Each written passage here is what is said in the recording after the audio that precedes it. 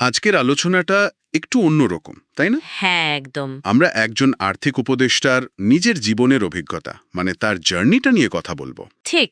আর উৎসটা হলো ওনার নিজেরই বলা কথা। দেখব যে উনি কিভাবে এই পথে এলেন আর কেনই বা এই আর্থিক শিক্ষা মানে ফিনান্সিয়াল লিটারেসি সবার কাছে পৌঁছে দেওয়াটা এতটা জরুরি মনে করলেন। আর এই পুরো আলোচনা থেকে একটা জিনিস কিন্তু খুব স্পষ্ট। মানে ওনার কথায় যেটা বারবার আসছে, আমাদের সমাজে বিশেষ করে ধরুন মধ্যবিত্ত পরিবারগুলোতে রোজগার তো থাকে, কিন্তু কিন্তু টাকাটা ঠিকমতো রাখা বা বাড়ানো মানে সঞ্চয় বা ইনভেস্টমেন্টের ব্যাপারটা, এক্স্যাক্টলি। সেটার জ্ঞানের অভাব।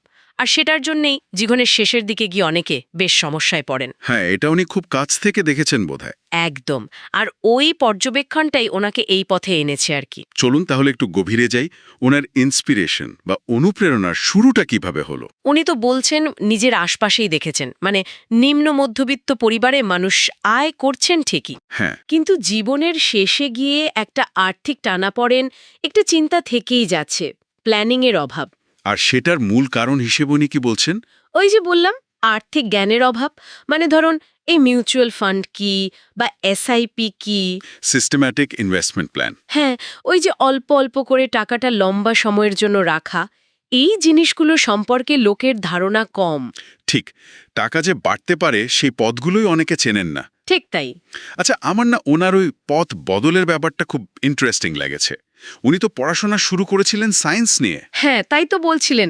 ক্লাস 11-এ পড়ার সময় নাকি অনলাইন জগৎ, ব্যবসা এসব দিকে একটা টান অনুভব করেন। আর ঠিক তখনই হ্যাঁ, তখনই ওই বিখ্যাত বইটা পড়েন, রিচ ড্যাড পুয়ার ড্যাড। ওহ, এই বইটা তো অনেকের জীবনেই মোড় ঘুরিয়েছে। একদম, ওনার ক্ষেত্রেও তাই। মানে বইটা পড়ার পর ব্যবসার ধারণা, টাকার ব্যবহার, এইগুলো নিয়ে ওনার ভাবনা চিন্তাই পাল্টে যায়। Asset, liability, passive income. হ্যাঁ হ্যাঁ, ওই কনসেপ্টগুলো। ফলে সায়েন্সে আর মন বসছিল না, রেজাল্টও খারাপ হয়। আর তখনই কমার্সে শিফট করার সিদ্ধান্ত নেন। ঠিক তাই। কমার্সে এলেন। কমার্সে এসে আবার ইন্স্যুরেন্স সেক্টরের দিকে ঝোঁক হলো। হ্যাঁ, এবং শুধু আগ্রহ দেখানো নয়, উনি বিষয়টাকে ভালো করে বুঝতে চাইলেন।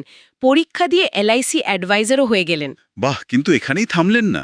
না না, ক্লায়েন্টদের সাথে কথা বলতে গিয়ে উনি শুনলেন শেয়ার বাজার, মিউচুয়াল ফান্ড এইসবের কথা। ও, মানে প্র্যাকটিক্যাল ফিল্ড থেকে নতুন ইনপুট এলো। এক্স্যাক্টলি। আর তখন উনি বুঝলেন এই দিকগুলো ভালো করে জানা দরকার, শুধু ইন্স্যুরেন্স দিয়ে তো হবে না। তারপর? নিজে নিজে শিখতে শুরু করলেন। হ্যাঁ, নিজের মতো করে রিসার্চ, বই পড়া, মার্কেট বোঝা এসব শুরু করলেন। একজন অনলাইন মেন্টরের কথাও বলেছেন, পুষ্কর রাজ ঠাকুর। হ্যাঁ, ওনার ভিডিও দেখেও নাকি অনেক শিখেছেন। শিখেছেন।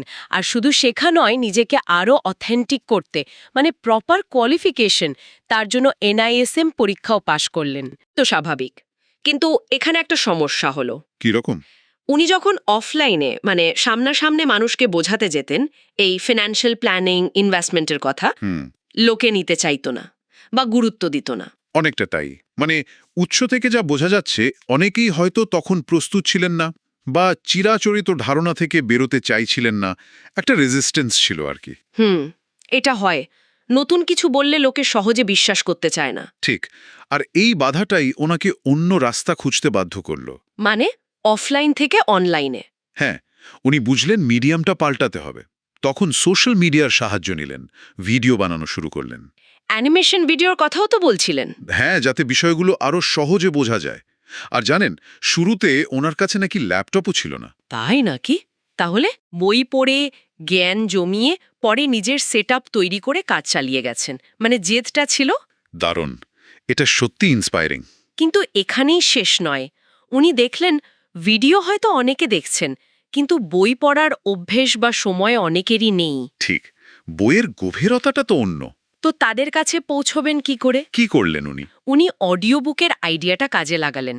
দুটো ইউটিউব চ্যানেল খুললেন, একটা হিন্দিতে, একটা বাংলাতে। সেখানে কি করেন? নিজে যে বইগুলো পড়েছেন সেগুলোর যে মূল শিক্ষা, যে সারমর্ম, সেটা নিজের ভাষায় অডিও ফরম্যাটে শেয়ার করেন। একটা ওয়েবসাইটও বানিয়েছেন। বাহ, মানে নানা ধরনের দর্শকের কাছে পৌঁছানোর চেষ্টা। Video, audio, website, multi channel approach. একদম। ওনার ফাইনাল লক্ষ্যটা কি তাহলে, এই যে এত কিছু করছেন? লক্ষ্যটা খুব পরিষ্কার। মানুষকে আর্থিকভাবে স্বাক্ষর করে তোলা, ফিনান্সিয়াল লিটারেসি বাড়ানো। যাতে জীবনের শেষে গিয়ে ওই আক্ষেপটা না থাকে যে কেন একটু প্ল্যান করে টাকাটা রাখলাম না। ঠিক তাই, ওই আক্ষেপটা যেন কারোর করতে না হয়। আর এই কাজটা আরও বড় স্কেলে করার জন্য উনি একটা টিম তৈরির কথা ভাবছেন ভবিষ্যতে। দারুণ ভীষণ। তাহলে পুরো আলোচনাটা থেকে কি বুঝলাম আমরা? মানে একজন মানুষের ব্যক্তিগত অভিজ্ঞতা, চারপাশটা দেখা আর জানার একটা তীব্র ইচ্ছে, হ্যাঁ, সেটা কিভাবে তাকে একটা নির্দিষ্ট লক্ষ্যের দিকে নিয়ে যেতে পারে। আর সবচেয়ে বড় কথা, বাধা আসলেও থেমে না যাওয়া। ঠিক। নতুন নতুন পথ খুঁজে নেওয়া। অফলাইন চললো না, ঠিক আছে, অনলাইন টেক্সট বা ভিডিওতে হচ্ছে না, ঠিক আছে, অডিও। এই যে অ্যাডাপ্টেবিলিটি। এই নমনীয়তাটাই আসল। এটাই হয়তো এই জার্নির সবচেয়ে বড় শিক্ষা। একদম। আচ্ছা, এই আলোচনাটা শেষ করার আগে একটা প্রশ্ন মাথায় আসছে। বলুন। আমরা সবাই তো কিছু না কিছু শিখি বা শেখাতে চাই, কিন্তু এই শেখার পথে বা নিজের বার্তাটা অন্যের কাছে পৌঁছে দেওয়ার পথে আমরা নিজেরা কতটা ফ্লেক্সিবল হতে পারছি? মানে প্রয়োজন অনুযায়ী নতুন মিডিয়াম বা নতুন রাস্তা খুঁজে নিচ্ছি কি? এটা কিন্তু সত্যি ভাবার মতো একটা প্রশ্ন। নিজেদের জীবনে এই অ্যাডাপ্টেবিলিটিটা আমরা কিভাবে আনতে পারি?